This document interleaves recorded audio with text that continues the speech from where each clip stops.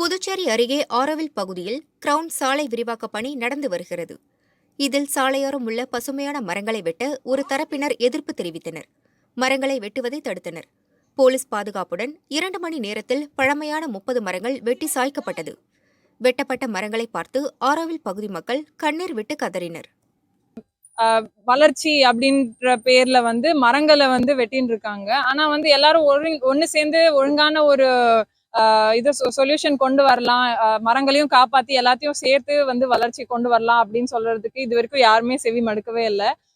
இன்னைக்கு மத்தியானத்துல இருந்து எந்த ஒரு கண்ட்ரோலும் இல்லாம எல்லா மரங்களும் எந்த ஒரு பாதுகாப்பும் கூட இல்லாம வெட்டப்பட்டுட்டு இருக்கு. நீங்களே பார்க்கலாம், நிறைய போயிட்டு இருக்கு. இன்னும் அவங்க கண்டினியூ பண்ணிட்டே போயிட்டு இருக்காங்க.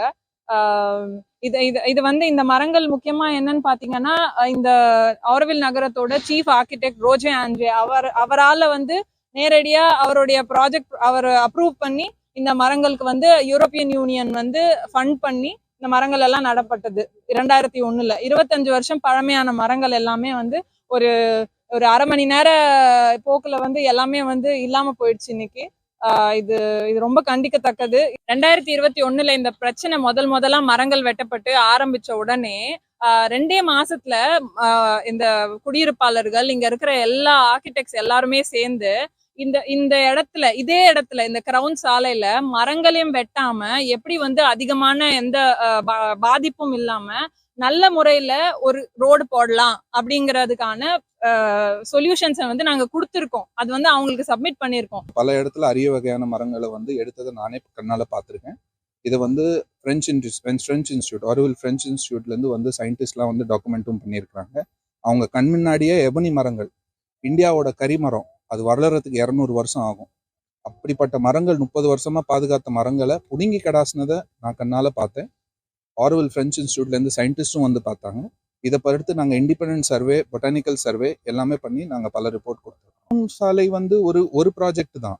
அதுக்கப்புறம் 12 ரேடியல் ரோடு இருக்கு. அதுக்கப்புறம் அதை விட டபுள் ட்ரிபிள் மடங்கு சைஸ் அவுட்டர் ரிங் ரோடு. அதெல்லாம் ஆரோவில்ல இருக்கிற டிராஃபிக்கும் பொருத்தமும் இங்க இருக்கிற பாப்புலேஷனுக்கும் இதை சுத்தி இருக்கிற கிராம மக்களுக்கோ அது பொருந்தாத ஒரு விஷயம். இதுல என்ன இவங்க புரிஞ்சுக்க மாட்டேங்கிறாங்கன்னா, ஆரோவில்ல இங்க 50,000 பேருக்கு நீங்க ஒரு சிட்டி கட்டினீங்கன்னா இதோடைய நீள்மட்டத்தினுடைய பாதிப்பு என்ன இருக்கும் சுத்து வட்டார மக்களுங்களுக்கு. அதை நாங்க பல தடவை எடுத்து சொல்ல ட்ரை பண்ணியிருக்கோம். இது இங்க தண்ணி ஆல்ரெடி இங்க போர்வெல்ல, நீங்க எந்த போர்வெல்ல போய் நீங்க டேட்டா எடுத்தாலும் கடந்த 10 வருஷத்துல தண்ணி நீள்மட்டம் குறைஞ்சிட்டு தான் இருக்கு. சுத்தி இருக்கிற கிராமத்துல இது அவங்களுக்கு இதுல ஒரு சேயே இல்லை. நிறைய ஆள் இங்க வந்தது ஒத்துமா சேர்ந்துதான் அந்த மரம் காடு எங்க பார்த்தாலும் நச்சுச்சு. இங்கே முன்னாடி ஒண்ணுமே இல்லை, மண்ணு செம்மண்ணு காங்கிரீட் மாதிரி இருக்க. இப்போ அந்த மரம் நட்டுச்சு, மண்ணு கொஞ்சம் லூஸ் ஆயிட்டு தனி நெல் தான் நிறைய பிடுங்கிச்சு, வாட்டர் லெவல் மேல வந்தது. அதுக்கப்புறம் காடு, ஃபார்மு, ஸ்கூல்ஸ் ஆரம்பிச்சிச்சு, வீடு கட்டிச்சு. இப்போ ஒரு ஆரோவில் இருக்க. ஆரோவில் தான் ஒரு world project, important world project. India masterpiece Auroville, புரியுதா? இப்போ அந்த டாக் ஆலி அது ஒரு example. Very special botanical sanctuary.